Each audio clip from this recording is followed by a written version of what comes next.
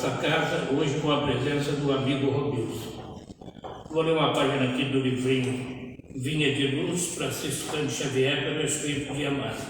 A lição é 83, examinar. Se alguém vem ter convosco e não traz esta doutrina, não o recebais em casa. João 2, João 10. E Emmanuel faz o seguinte comentário a respeito desse versículo. É razoável que ninguém impeça o próximo de falar o que melhor lhe pareça. É justo, porém, que o ouvinte apenas retenha o que reconheça útil e melhor. Em todos os setores das atividades terrestres e no curso de todas as tarefas diárias, aproximam-se irmãos que vêm ter convosco, trazendo as suas mensagens pessoais. Esse é o portador de convite à insubmissão. Aquele outro é um vaso de queixa enfermiças. Indispensável é que a casa terrestre não se abra aos fantasmas. Batem à porta. A prudência aconselha a vigilância. O coração é um recinto sagrado, onde não se deve amontoar resíduos inúteis. É imprescindível examinar as solicitações que avançam. Se o mensageiro nos traz as características de Jesus, convém negar-lhe guarida de caráter absoluto na casa íntima, proporcionando-lhe, porém, algo das preciosas bênçãos que conseguimos recolher. Em nosso benefício, no setor das utilidades essenciais, inúmeros curiosos que se aproximam dos discípulos sinceros, nada possuem, além da presunção de bons faladores. São quase sempre grandes necessitados sobre a veste falaciosa da teoria. Sem feri-los, nem escandalizá-los, é justo que o devotado aprendiz de Jesus lhes prodigalize algum motivo de reflexão séria. Deste modo, os que julgam conduzir um estandarte da suposta redenção passam a conduzir consigo a mensagem do bem, verdadeiramente salvadora. O problema não é de nos informarmos de alguém. Está falando em nome do Senhor. Antes de tudo, importa saber se o portador possui algo do Cristo para dar. Que possamos então refletir a respeito dessa lição 83 do livro Vinha de Luz. Então vamos fazer a nossa prece e em seguida passar a palavra para o nosso irmão. Vamos orar. Querido Jesus, bondoso amigo, mais uma vez estamos aqui te pedindo, Senhor, que nos abençoe, nos guarde e nos proteja, hoje, agora e sempre. Ave Maria, cheia de graça, o Senhor é convosco. Bendita sois vós entre as mulheres e bendito é o fruto de vosso ventre, Jesus. Santa Maria, Mãe de Jesus, roga a Deus por nós, pecadores, agora e na hora de nossa morte, e assim seja. E assim, Senhor, passamos a palavra para o amigo Robilson. Obrigado, Altamir. Boa noite a todos. Que a paz divino Mestre Jesus esteja nos nossos corações agora e sempre. O tema que nós escolhemos está escrito ali no quadro, né, para quem está presente aqui no salão, que estava na nossa programação também na internet. Você é capaz de perdoar? Então, obviamente, na noite de hoje nós vamos falar um pouco acerca do perdão, que ainda é um sentimento muito difícil para muitos de nós exercer com a naturalidade que deveríamos. Mas a nossa história vai mais longe. A nossa história começa nos idos de 1933, quando se torna chanceler da Alemanha Adolf Hitler.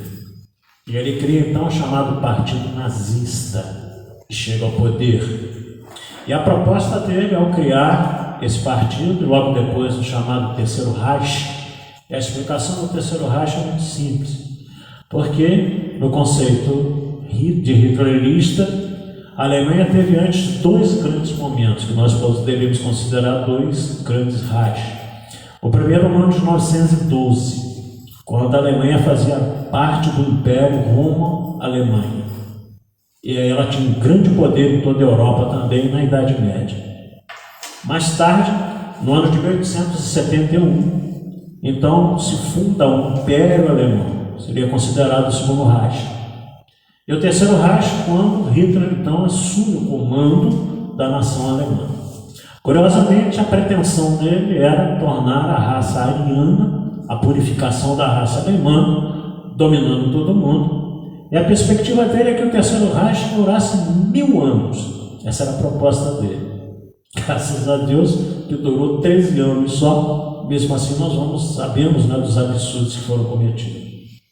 E exatamente em função dessa ideia translocada de Adolf Hitler de purificar a raça, ele começou então a importar para a Alemanha, ou para a Áustria, ali vizinha à Alemanha, já que ele havia criado dezenas e dezenas de campos de concentração, as raças que ele achava que não deveriam existir. Questão de etnia racial, né, de comportamentos diferentes daquilo que ele concordava ou aceitava, mas sobretudo os judeus.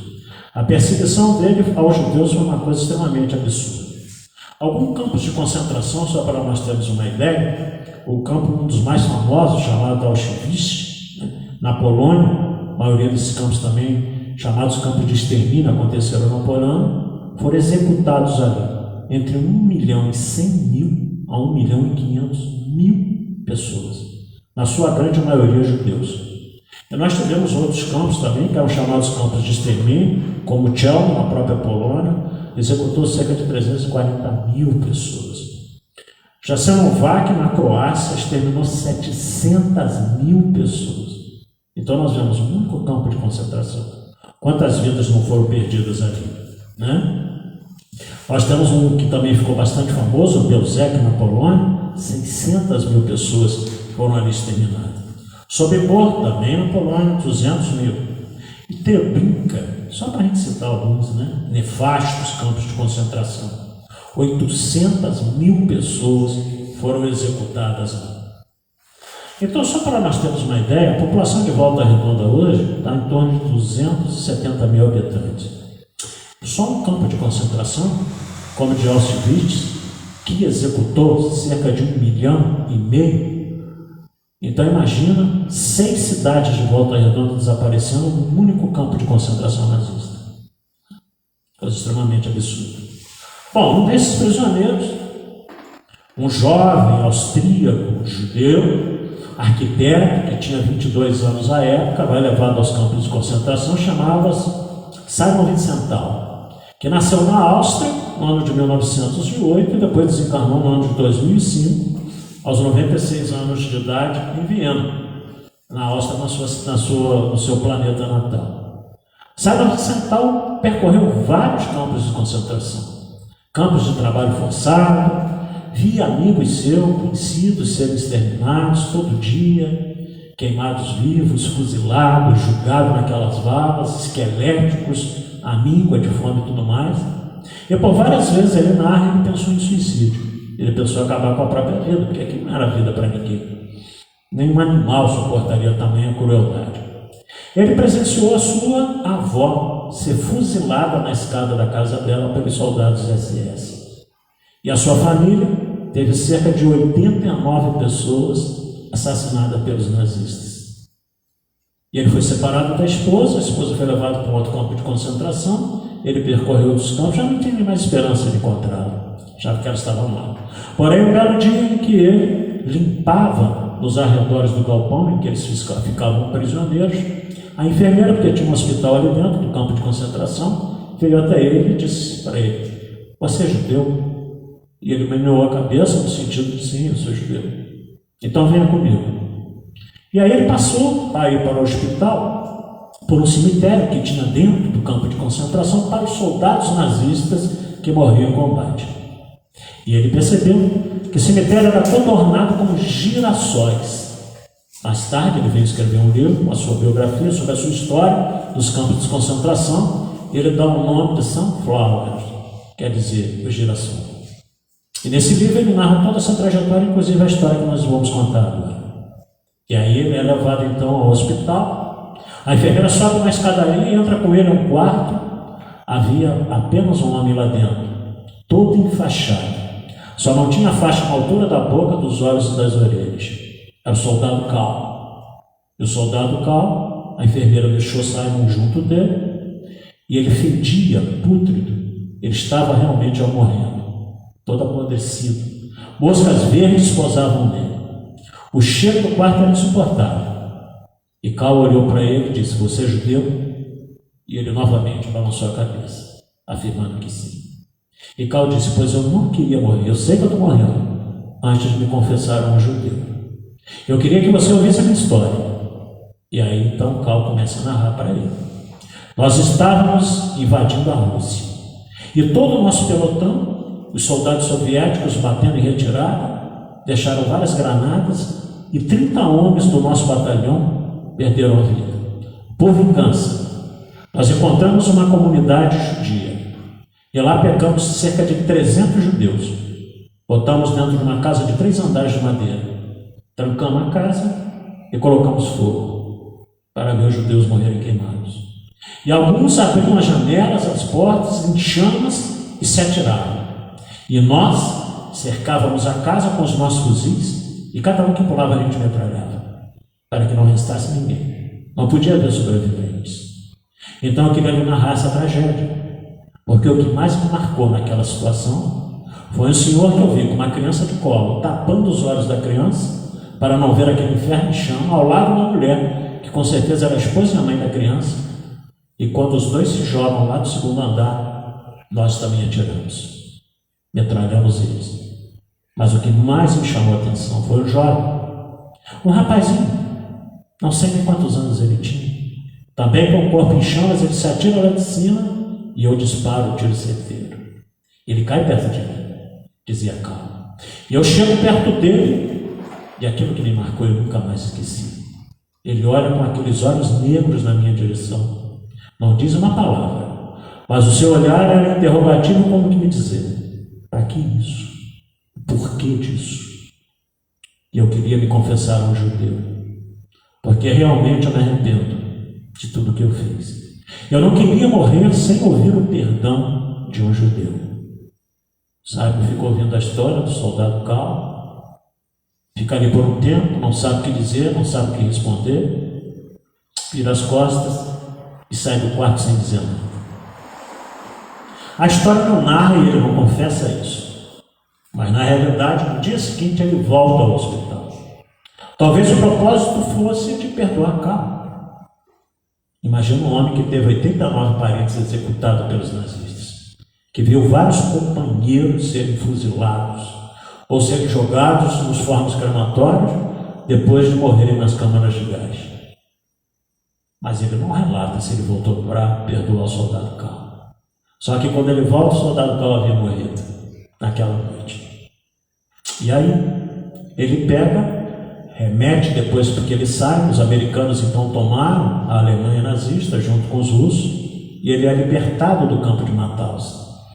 E lá ele reencontra depois a sua esposa na Áustria, tiveram uma filha e continuaram a vida.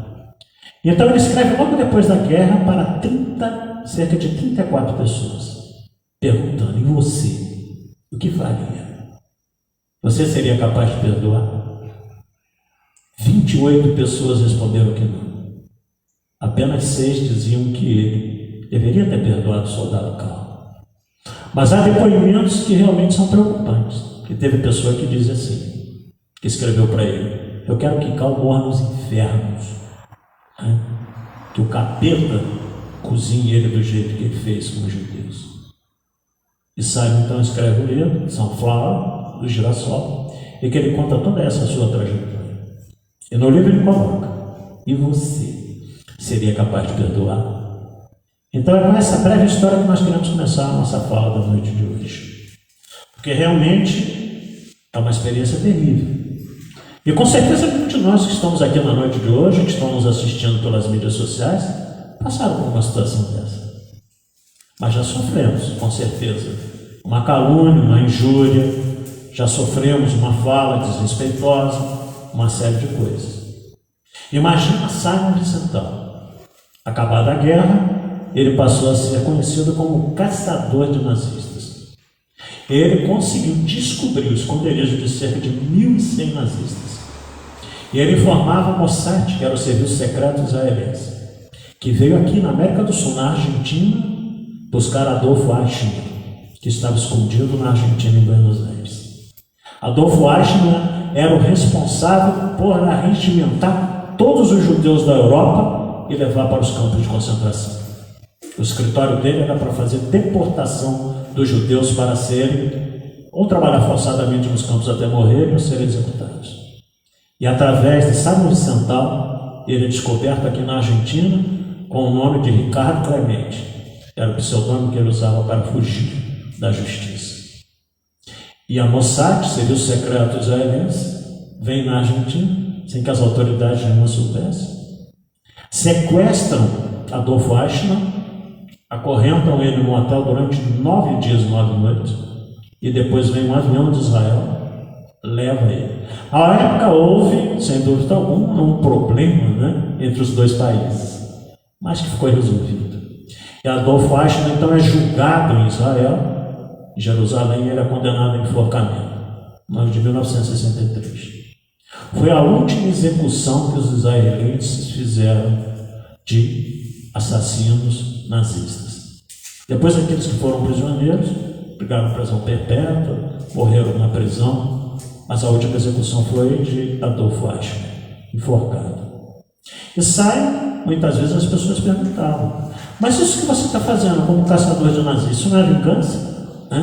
Isso demonstra que você não perdoou? E ele tinha uma resposta muito interessante. Ele dizia o seguinte: todos nós, quando morrermos, ao chegarmos do lado de lá, alguns nos perguntarão, o que você fez? O que você fez de bom? Não sei o quê. Eu, ao encontrar com meus irmãos judeus, eu vou dizer o seguinte: eu nunca me esqueci de vocês.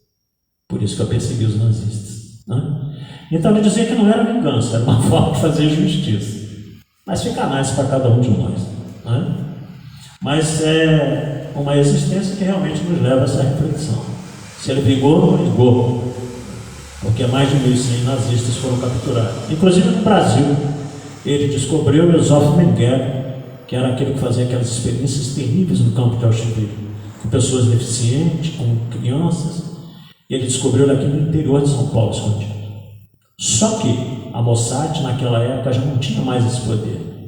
E aconteceu que eles resolveram deixá-lo por aqui mesmo. Yosef Mengele morreu, já uma certa idade, ali em São Paulo, em Imbu, e foi enterrado ali. Mas, ou seja, esparramaram pelo mundo inteiro. E ele não sossegou até 4, 5 anos atrás, antes dele morrer, de achar esses nazistas onde estiveram. Bom, com relação ao perdão, Kardec nos fala disso aonde? No capítulo 10 do Evangelho segundo o Espiritismo. Bem-aventurados que são misericordiosos. E aí nós vamos ver na noite de hoje que a questão do perdão foi bastante disseminada, dissecada por Jesus, nos orientando o que nós realmente deveríamos fazer. Mas muitos de nós ainda não estamos nessa condição moral de conseguir realmente perdoar como Jesus nos ensinou. Mas Kardec começa colocando, então, no capítulo 10, uma fala de Jesus em Mateus capítulo 5, versículo 7. Bem-aventurados os misericordiosos, porque obterão misericórdia. Eu quero ressaltar aqui que esse caso de Vicental foi contado por Divaldo Franco há muitos anos atrás. Eu resolvi de uns tempos para cá pesquisar, me aprofundei na questão. Misericórdia no dicionário quer dizer compaixão suscitada pela miséria alheia. Misericórdia vem do latim a junção de duas palavras, miserere mais corde.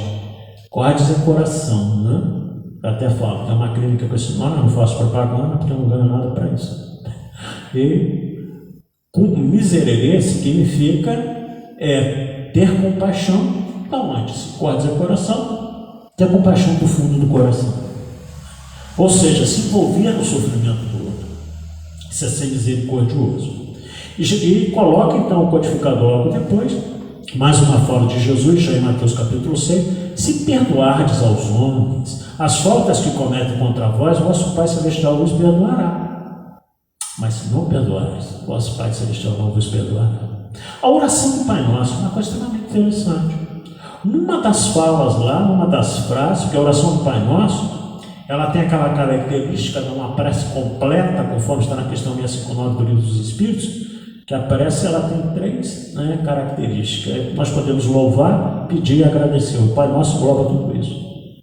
Mas no trecho do Pai Nosso, Jesus nos ensina a dizer assim: Pai, perdoai as nossas ofensas, traduções mais antigas, as nossas dívidas, na proporção em que nós perdoarmos aos nossos ofensores, aos nossos devedores.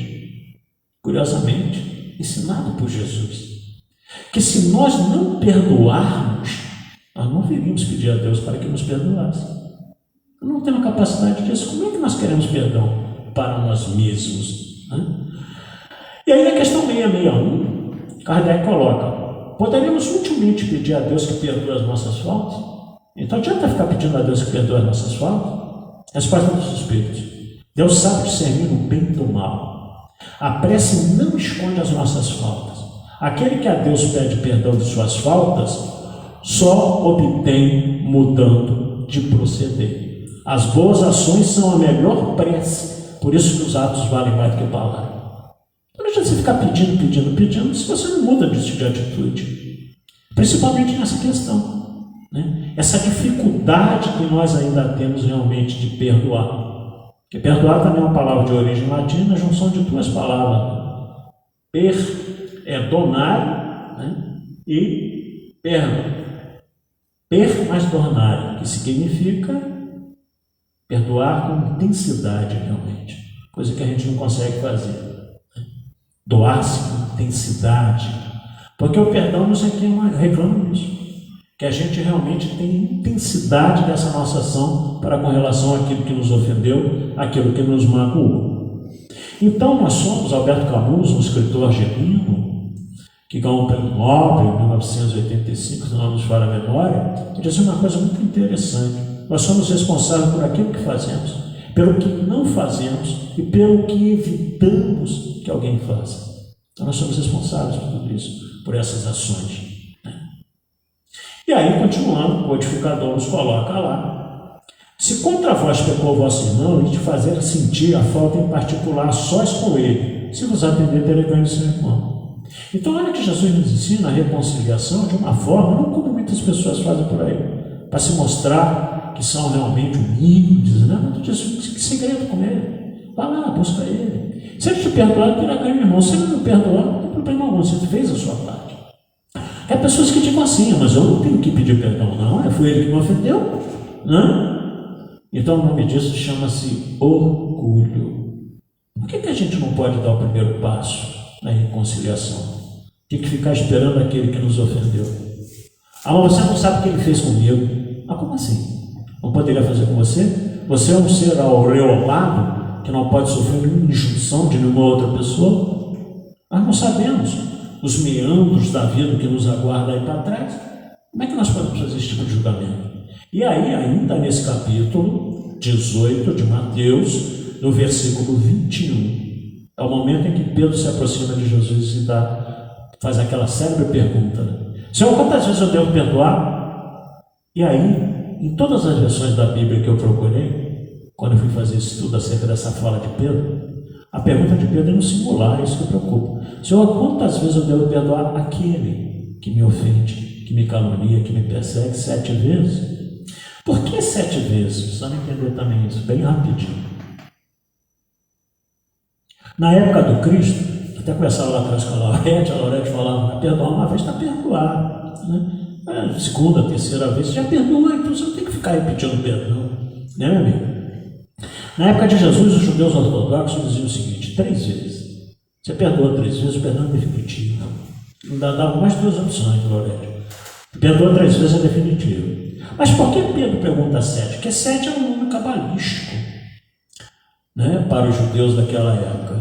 Deus trabalhou 6 dias e folgou no 7º. Descansou no 7º.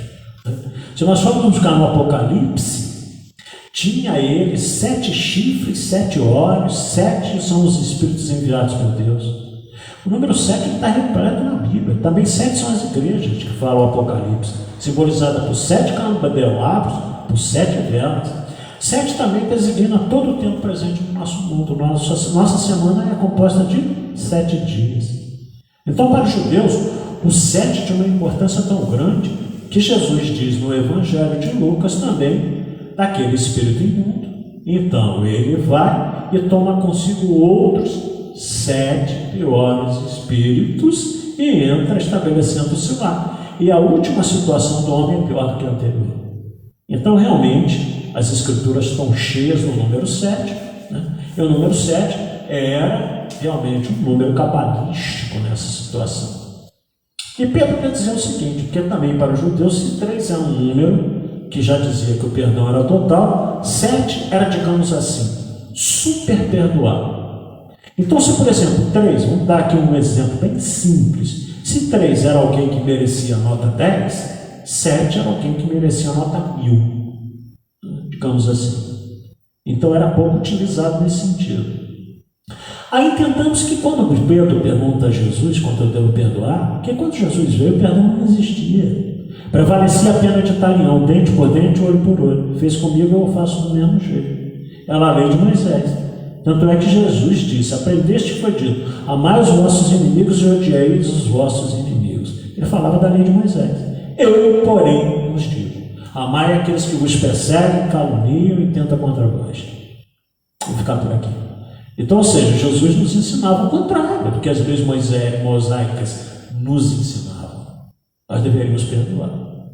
Passado 2000 anos depois, a gente ainda não consegue entender muito bem isso, né? Perdoar os inimigos é pedir perdão para si próprio. Perdoar aos amigos é dar-lhes uma prova de amizade. Agora, perdoar as ofensas é mostrar-se que se tornou melhor do que era antes. Mas por que tanta dificuldade em perdoar? Porque nós temos uma questão muito interessante. A questão do ofendido e do ofensor. Vamos tentar entender um pouquinho isso. Há sempre duas figuras na situação, não é verdade? Quando há uma mágoa, um ressentimento, uma agressão, quer seja verbal, quer seja física mesmo, tem duas pessoas envolvidas ali. Isso pode até ter mais, mas geralmente são duas pessoas, o ofensor e o ofendido. Por que o ofensor, ele toma atitudes dessa natureza? Primeiro, pode ser por vingança. Ah, mas deveria vingar? Não, Jesus não ensinou a vingança. Quando Jesus disse, se te bater na face direita da esquerda, não quer dizer que, vem cá, você me esbofeteou, né, está doendo, mas vai, bate nessa outra também, deixa os dois olhos inchados. É isso que Jesus quer dizer. Jesus quer dizer, se alguém te agrediu, não tome vingança para com ele. Retribua o mal com o bem. Então o ofensor, embora muitas vezes nós sabemos isso, a espíritos de pouca evolução não entendem isso. Se alguém me ofendeu um dia, não importa que não seja nessa vida em outra existência, eu não tenho que tomar vingança com relação a essa pessoa. Eu tenho que perdoar. Porque senão esse ciclo nunca acaba. Nós sabemos que hoje existem ódios que estão aí de encarnação e reencarnação por centenas, milhares de anos, simplesmente porque os espíritos não se perdoam. Então o ofensor pode ser por vingança, pode ser por atraso moral. Há pessoas que são tão atrasadas moralmente que elas acham natural ofender os outros. Há pessoas que têm prazer em agredir, porque aí já é um espírito que ainda detém uma certa maldade, maldade no sentido de ignorância, de desconhecimento das leis de Deus. Então para ele também é natural atingir a outra pessoa com agressões verbais, muitas vezes vindo de uma cultura deficiente, pessoas que não têm educação mesmo, não foram criadas dentro do conceito de compreender a deficiência do outro, de compreender as limitações do próximo, e sobretudo perdoar, amá-lo do jeito que ele é, até falar com a Laurete lá atrás. Tem que amar as pessoas do jeito que elas são, não do jeito que a gente gostaria que elas fossem, né? Seria até bom, né? Ela ainda brincou, seria até bom que fosse do nosso jeito. Mas não é. As pessoas são diferentes. E elas vão errar 1, 2, 3, 4, 5, 6, 10, 20, 20, 30. Você tem que amar. Porque o que Jesus disse para Pedro quando ele pergunta 7 vezes? Vocês pensaram que eu tinha esquecido, não esqueci não. Estava esperando esse gancho aqui. Pedro, 7 vezes, Pedro? 70 vezes 7 vezes.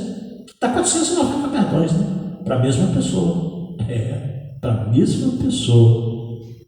Então, é complicado? Sim, é complicado. Porque na época de Jesus não havia perdão. E aí ele vira para Pedro, você tem que perdoar 490 vezes aquele que te ofende. Imagina Pedro, né? Se tivesse hoje essas coisas que tem na internet, Pedro está com uma interrogação na testa assim. Será? O que eu vou fazer? O que será isso? 490 perdão, porque Jesus quer dizer que o perdão é infinito. Numa única existência, será que já não tivemos oportunidade de se perdoar ou pedir perdão 490 vezes? Pode ser que sim, numa única existência. Porque às vezes ele tem aborrecimento diário, em 2, 3, 4, 5 por dia. Se eu sou mais tudo uma existência inteira, passa por 490 perdões. Na realidade, Jesus estava dizendo a Pedro que você tem que perdoar sempre. Sempre. Não importa o que te façam. E aí Marco Prisco, certa vez, escreveu através de Divaldo o seguinte: se alguém te ofender, não fique triste, não se importe com isso. Porque ninguém ofende a quem não tem importância alguma. Mas se alguém chegar até mesmo a agredir, ainda aí não se importe, porque só os covardes agridem. E se alguém chegar até mesmo a lhe tirar a própria vida, regozije-se, porque poderia ter sido você o assassino, e você foi a vítima. Ele vai matar o corpo, mas o espírito continua vivendo. Difícil aceitar isso, né? Porque nós ainda não temos essa elevação espiritual a ponto de entender isso. E aí, continuando, então o ofensor, muitas vezes por desequilíbrio vibracional. Porque quando a gente abaixa o nosso padrão vibratório, nós entramos nessas zonas inferiores, qualquer coisa nos perturba. E nos perturbando leva a atitudes que muitas vezes no estado normal não são as nossas. E a gente fala assim: nossa, como é que eu fui perder a linha, né, com fulano? Eu não sou disso. Eu tive uma experiência dessa agora lá recente no trabalho. O cidadão discutiu com o outro, se xingaram, e ele comentou comigo já umas 5 vezes: eu não sou disso, rapaz. Como é que eu consegui fazer aquilo com o outro, né? Porque ele entrou no padrão vibratório do outro. Ele abaixou o padrão vibratório dele. Então, se alguém te agride, ele baixa o padrão vibratório. Se você revida, você abaixa e se iguala a ele. Agora é a proposta do Cristo, né? Façais aos outros o que quereis que vos façam. Então, se você não quer sofrer, Mateus capítulo 7, versículo 12, se alguém te atinge, te agride, ele baixa o padrão vibratório dele. Se você fica na mesma, você já não se igualou a ele. Mas não é essa a proposta de Jesus. Não façais aos outros. A proposta do Cristo é uma ação. Então, se alguém te agride, ele baixa o padrão vibratório dele, e você ora por ele, você sobe mais ainda. Mais distante das zonas inferiores você fica. Aí você vai entender como é fácil perdoar, né? E o ofendido? Bom, o ofendido ele pode estar numa situação de quê? Pagando dívida do passado. Mas espera aí, poxa. Aí eu fiz com ele agora vem e faz comigo do mesmo jeito? É o entendimento dele diante da vida. Ele acha que tem que se vingar de você da maneira do que você fez com ele, do mesmo modo. Talvez o conceito dele ainda seja mosaico, né? Fazer da mesma forma que fizeram comigo. Mas ele ainda não está no conceito cristão, mesmo sendo cristão. Sim. Prova para testar a paciência e o aprendizado do ofendido. Às vezes são provas que a vida nos coloca. A pessoa vem nos irrita, nos irrita, nos irrita. Eu algumas vezes quando isso acontece, hoje em dia, graças a Deus, não acontece tanto, mas ainda acontece. Eu falo assim: só pode estar me testando. Só pode estar me testando para ver se eu vou perder a paciência ou a linha, como se diz no popular. É nessas horas que você tem que buscar um equilíbrio que muitas vezes você não tem. Por quê? Porque aí o ofendido, desequilibrando, baixa o padrão vibratório, ele reage da mesma maneira. Então ele não age, ele reage a uma ação que tomaram contra ele. E aí capta coisas ruins. Toda vez que a gente abaixa o nosso padrão vibratório, a gente baixa coisas ruins. Eu escrevi ali no quadro alguns tipos que são esquisitos de perdão, né? Que a gente vê comumente também por aí. O perdão condenação. Já viram isso? A pessoa fala assim: olha, eu te perdoo, mas não quero te ver nunca mais, nem pintado de ouro. Não perdoou. Não perdoou. Eu te perdoo, mas não quero te ver nunca mais. Condenou a pessoa que ofendeu ele a nunca mais ter qualquer tipo de relacionamento com ele. Não, isso não é perdão. Outro tipo de perdão, perdão pretensão. Pessoas pretensiosas. Não, eu perdoo ele assim, mas eu vou dizer umas verdades. Ele tem que haver umas verdades antes de eu perdoar ele. Como se nós fôssemos detentores de todo conhecimento, de todas as verdades. A verdade é de Deus, das suas leis. A verdade está nos ensinos do Cristo. Porque tem pessoas que dizem assim: não, eu não ofendo, eu falo a verdade. Eu não ofendo ninguém, não. É porque eu sou verdadeiro. O nome disso, costumo dizer na minha terra, é falta de educação. Porque você pode ser verdadeiro sem ofender a pessoa, sem estar designativo pejorativo. Que é isso? A verdade não é dita dessa maneira. Até porque se você acha que isso é verdade, você está faltando com o princípio religioso da caridade também. Né? Então essa pretensão de achar que eu sou correto, eu sei tudo, o outro não sabe nada, então eu vou perdoar ele se uma coisa dizendo a verdade que ele está precisando ouvir. Não, disso não é perdão, não. Perdão é menosprezo. Eu vou perdoar porque ele é um pobre infeliz, um pobre coitado, sem ele nem beira. Eu sou superior a ele. Tem que perdoar esse coitado. Então, esse perdão é menosprezo. Perdão com rancor. Eu perdoo, mas não vou esquecer nunca. Perdoou. Jesus ensinou 490 vezes. Então você não vai esquecer nunca. O que isso acontece? Cristaliza em você esse sentimento. E você fica aprisionado ao ofensor. O ofendido fica aprisionado ao ofensor. E por quanto tempo isso vai durar? Quando eles resolverem se desconectar através do perdão. Mas você não sabe a situação que eu vivo. É difícil. Mas quando Jesus diz perdoai os inimigos, amai os vossos inimigos, ele diz que você tem a mesma relação que você tem com quem te ama. Que sobretudo isso requer uma coisa chamada confiança. Agora, perdoar os inimigos é não guardar raiva, não guardar rancor. Toda vez que surgir a oportunidade de ajudar, orar por aquela pessoa constantemente. E a gente não faz isso. A gente fica com aquele sentimento ruim. Uma pregação do Padre Fábio de Mello, tempos atrás, ele dizia isso sobre os ressentimentos.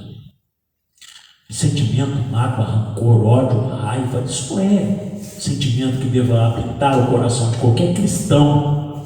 E o padre dizia o seguinte: nós não somos lata de lixo para guardar sentimentos estragados. Somos mesmo. Não fomos criados por Deus latas de lixo para guardar sentimentos estragados. Então a gente tem que guardar coisas boas. Nós fomos criados como vasos de flores para espargir perfume para as pessoas que nos servem. Isso não foi o padre que disse, não. Isso fui eu que disse na fala do padre. Senão ele fica com todo o mérito, né? Nós também temos que colocar uma discussão em prática. E finalmente o perdão maldição. Perdão maldição, você sabe qual é? Aquele que diz assim: eu perdoo, mas da justiça de Deus ele não escapa. Então ele perdoou, mas está doido para Deus dar uma lascada boa nele, né? E às vezes ainda fala assim: eu perdoo, mas esse infeliz vai passar um bom tempo no umbral. Ainda desejo que ele vá para o umbral se lascar durante bons anos. Então isso é um perdão que vai carregar de maldição. Coitado de quem é perdoado desse jeito. Consequências do perdão. Aí nós colocamos ali do outro lado: o perdão correto é aquele que liberta o ofendido e o ofensor. Porque, gente, não tem situação mais gostosa do que você viver em paz com a sua consciência. Você não tem sentimento com relação a ninguém dessa natureza. Consequências do perdão: libertação das amarras, que às vezes estão aí, dezenas, centenas, milhares de anos.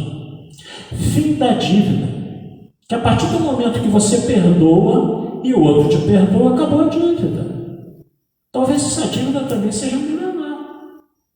Melhora do padrão vibratório, aí você passa a vibrar nas zonas melhores vibracionais. Você passa a ter contato com as potencialidades mais altas. Então não tem mais sentimento ruim dentro de você. Reconciliação, do ódio que existia para o amor. Olha que coisa bonita, né? Eu não sei se eu já contei aqui em outra oportunidade, mas uma vez eu fiz uma palestra sobre essa situação de bem-aventurados misericordiosos, e depois que eu terminei a palestra, passaram uns anos, 2 anos depois, eu voltei àquela casa, numa cidade fora de Volta Redonda, o senhor veio conversar comigo. Depois daquela palestra que eu vi sobre o perdão, no dia seguinte eu fui na casa do meu irmão, fazia 20 anos que eu não falava com ele. Eu bati lá, meu irmão abriu a porta, ficou me olhando assim meio estranho, 20 anos depois, né? E eu fui na direção dele, estendi os braços e abri um sorriso. Meu irmão correspondeu. Nos abraçamos e ficamos chorando, não sei nem quantos minutos.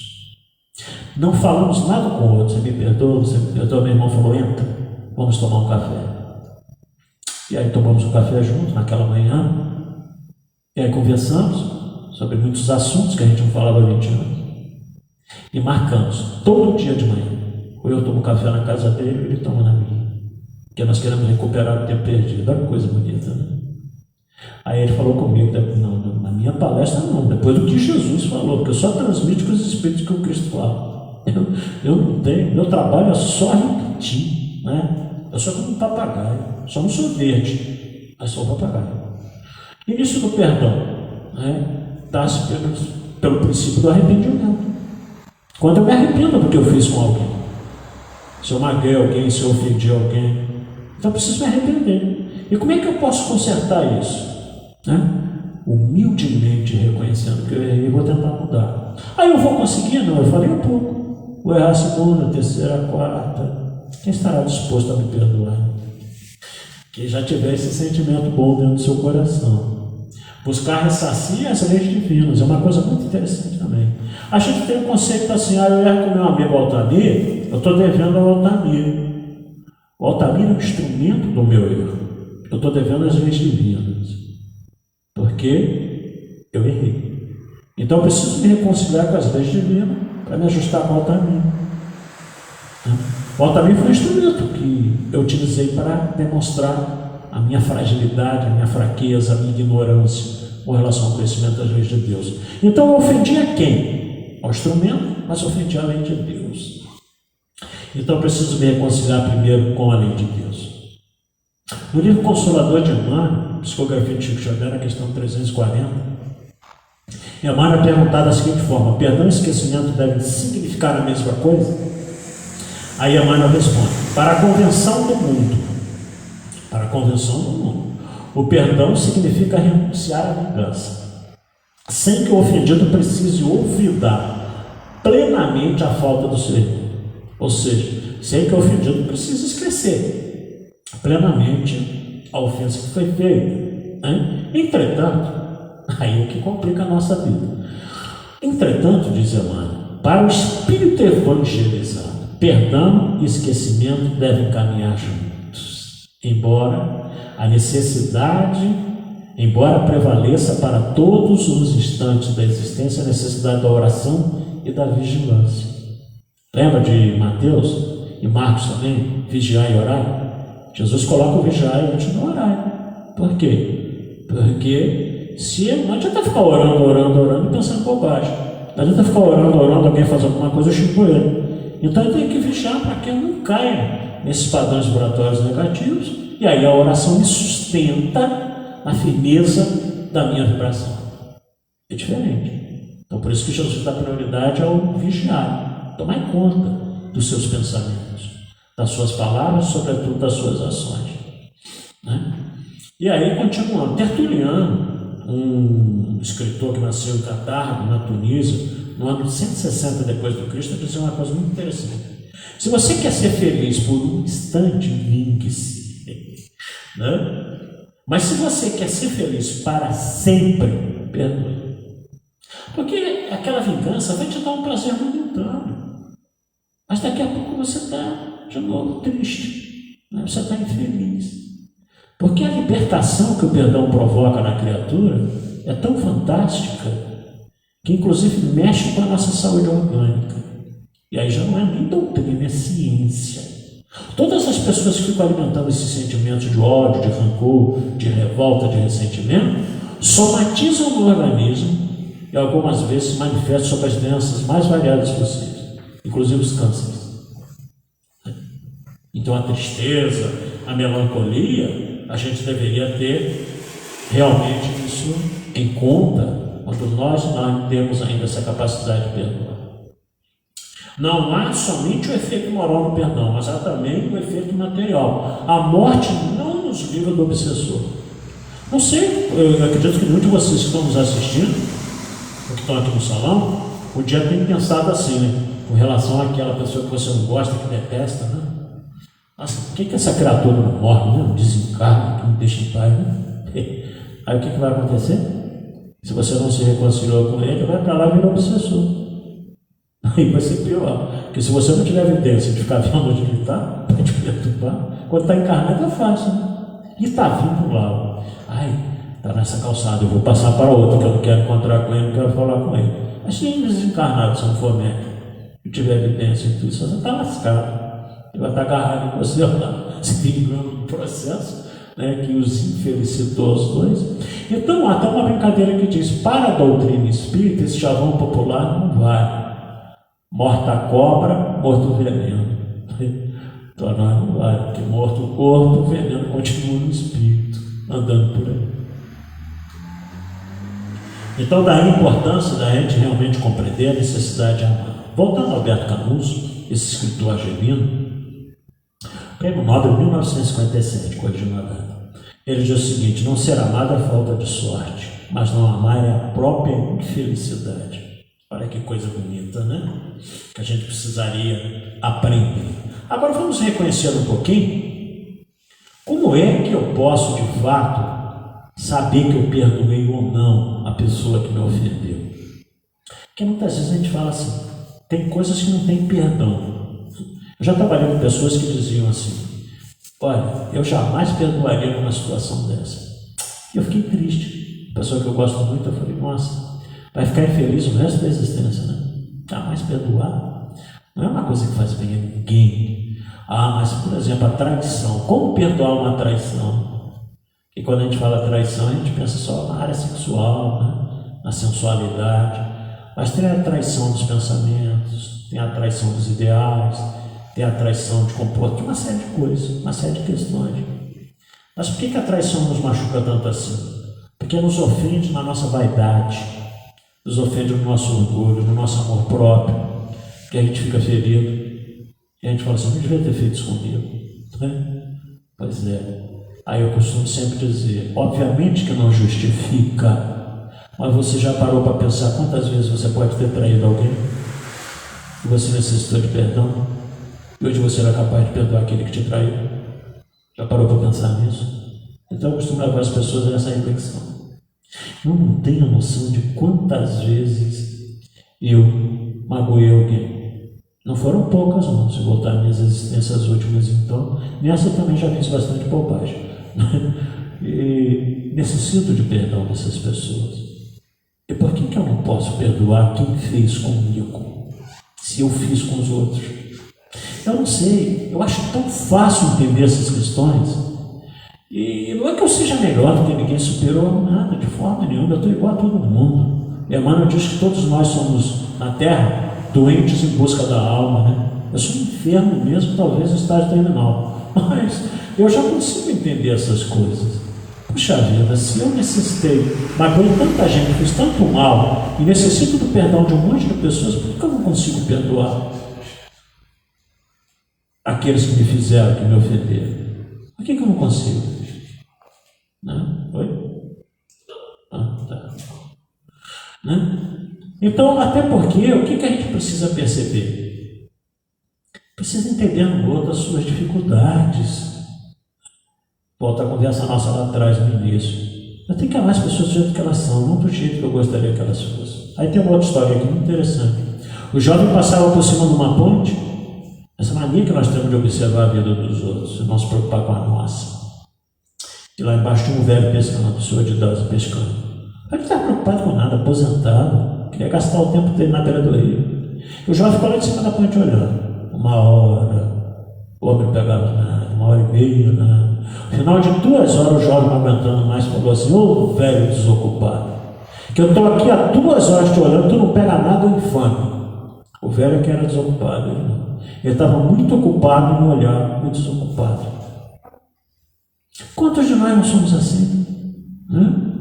Às vezes a gente está com umas atitudes totalmente equivocadas, estamos criticando o outro, que também está. Então, ou seja, a gente nunca olha os erros nossos. Nós somos extremamente orgulhosos, a verdade é essa. A indulgência. José, espírito protetor na cidade de Bordeaux, no ano de 1863, nesse capítulo 10. Espíritas, diz ele. Diz para nós espíritas, diz para ninguém de outra religião, não. Espíritas, gostaríamos hoje de vos falar sobre a indulgência. Esse sentimento doce e fraternal que todo homem deveria ter para com os seus irmãos, mas que poucos praticam, né? Então ele lamenta: espíritas, vocês precisam ser indulgentes. Né? Aí vai que não, mas eu já perdoei uma vez. Porque tem aquelas pessoas que dizem assim, né? Eu te perdoei uma vez, não torna errar não, que eu não vou te perdoar a segunda vez, não. Nunca leram essa passagem de Pedro em Mateus capítulo 18, o diálogo com Jesus. Eu acho que nunca leram. Mas leram, porque são cristãos. Né? Se não fosse espírita, se antes do espiritismo eram católicos, alguns já foram protestantes, a maioria de nós somos egressos da Igreja Católica ao longo desses quase 12 mil anos. A Igreja Católica, os primeiros núcleos surgiram no final do século III, início do século IV.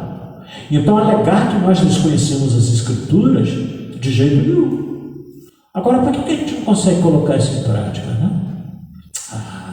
As pessoas ficam buscando atestado de humildade para elas, as pessoas ficam buscando atestado de reconhecimento de que são falhos, que precisam ser perdoados. Todos nós precisamos ser perdoados, porque nós precisamos perdoar os outros. É a oração do Pai Nosso, voltando lá. Me perdoa, Pai, na proporção que eu consiga perdoar os outros. Senão não me perdoa, não.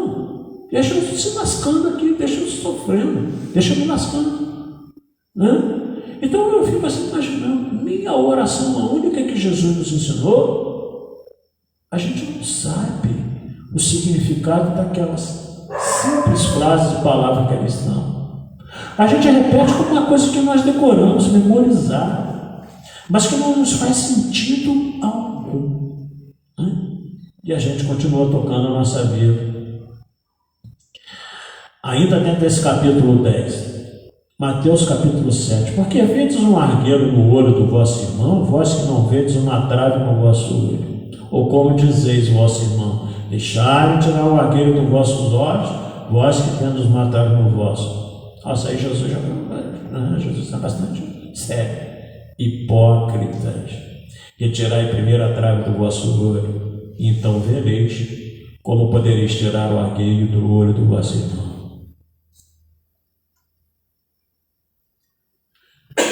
Jesus está dizendo o quê? A gente às vezes vê uma falha tão pequenininha no nosso irmão e não vemos as falhas enormes que nós temos. Porque nós temos também uma coisa natural de todo ser humano, um desculpismo para conosco mesmo. E tem pessoas que quando admitem que erraram, e isso muitas vezes é raro, mas eu só errei porque fulano fez isso comigo.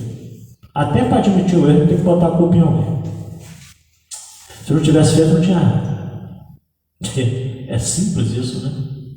É fácil a gente transferir para o outro a culpa do nosso erro. Está nos faltando vestir a sandália da humildade, como se diz no popular. E nos questionarmos o quanto a gente precisa melhorar, o quanto a gente precisa mudar, o quanto a gente precisa entender essas verdades, o quanto a gente precisa caminhar numa direção melhor do que nós temos caminhado. E não nos impressionarmos tanto com aquilo que nós vemos por aí, mas com aquilo que nós precisamos fazer dentro de nós mesmos. Então o perdão é de fato ainda muito difícil para muitos de nós, porque nós ainda somos muito frágeis. Mahatma Mohandas Karchandra: o fraco jamais perdoa. O perdão é uma das características do homem forte.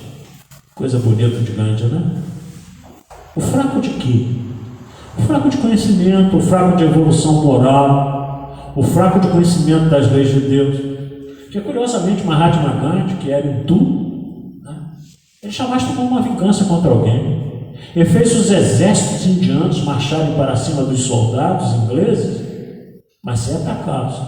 Aí eles levavam bordoadas, os soldados ingleses batiam até cansar. Alguns deles ficavam esfolados e Gandhi dizia: não reaja, não reaja. E venceu a Inglaterra no cansaço. A Inglaterra se retirou da Índia depois. A rebelião dele foi extremamente pacifista. Eu me lembro uma vez um jornalista tinha perguntado a ele: Gandhi, você é contra isso, assim, assim? Ele falou assim: eu não sou contra nada, porque toda vez que eu me posiciono contra alguma coisa, eu negativo a minha ação. Eu sou a favor das coisas boas, das coisas certas. Coisa bonita.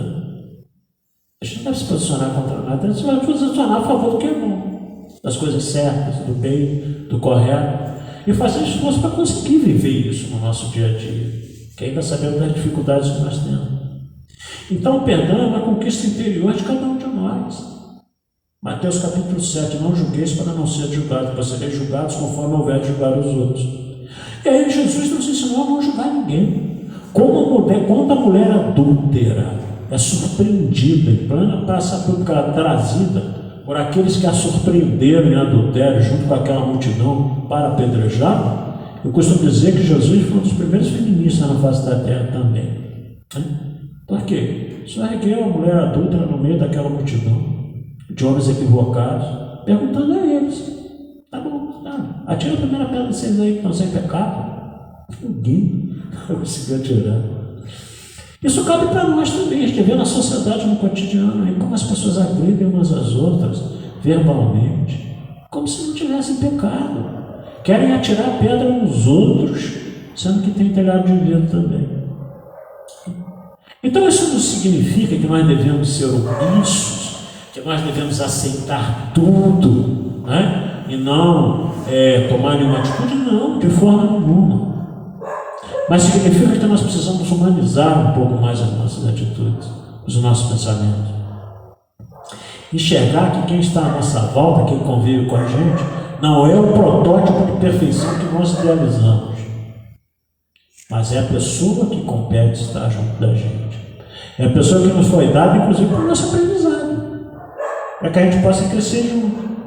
E observar as atitudes e ações do equivocado, aquelas quais eu vou lutar intensamente para não cometer. Porque eu conceito de ver por aí aquilo que a gente chama de pagar a língua, né, no popular. Aí isso aí jamais eu faria. Tempos depois está fazendo pior. Pior. Eu convivi com um grande amigo na CSN, muitos anos atrás, quando eu trabalhei lá. Era uma situação lá, ele falou assim: olha, aquilo lá, fulano está fazendo, eu não teria nunca coragem de fazer, mas pagou língua feia, que passados uns anos ele fez pior. Aí eu perdi a chance, né? Falei: ô amigo, você lembra que você criticava comigo aquela outra situação? Pois é, rapaz, então tá vendo? Né? Então a vida nos ensina, sempre, como diz o Cristo aqui: não julgueis ninguém, para não ser julgado com o mesmo peso que julgados os outros. Né? Volto a dizer, isso não quer dizer uma passividade, não. Isso não quer dizer que eu tenho que conviver com aquele que me magoa, me ofende, que me faz um monte de coisa errada, mas eu não posso odiá-lo. Eu não posso ter sentimentos ruins com relação a ele. Porque isso realmente são lixos da alma que nos adoecem psíquica e somaticamente e fisicamente, que nos comprometem toda a nossa existência. Procuremos então entender aquilo que o Cristo nos ensinou: do amai-vos uns aos outros como eu vos amei. Parar de julgar um pouco e realmente tentar exercitar bem essa questão do perdão, porque você se aprisiona a um ao outro e pelo pensamento, né, aquilo do qual você não se liberta, você carrega um bom tempo, talvez a vida inteira. E aquilo que você carrega pesa sobremaneira em você. E aquilo que pesa sobremaneira em você acaba te afundando. Né? Então, que nós possamos submergir das nossas consciências e endereçarmos de fato uma existência melhor. Volto a dizer, como diz a fala do Cristo: amai-vos uns aos outros como eu vos amei. E o perdão é uma grande maneira da gente demonstrar à pessoa que nós amamos, não da forma que ela merece, ou não da forma que ela precisa, mas da forma que nós somos capazes de amar. Já é alguma coisa, né? Porque muitas vezes nós também não merecemos ser tão amados como nós somos, mas, né? Que bom que as pessoas nos amam. É sempre bom ser amado, mas sobretudo, como diz a oração de Francisco de Assis: Pai, permita que eu ame mais do que eu seja amado. Porque sempre com a nossa ação, é óbvio que a gente não deve fazer esperando, mas consequentemente vem a retribuição de tudo aquilo que nós fazemos. Fazemos o mal, recebemos o mal. Fazemos o bem, recebemos o bem. É a lei da física, é a lei da vida, é a lei de Deus. Muita paz a todos.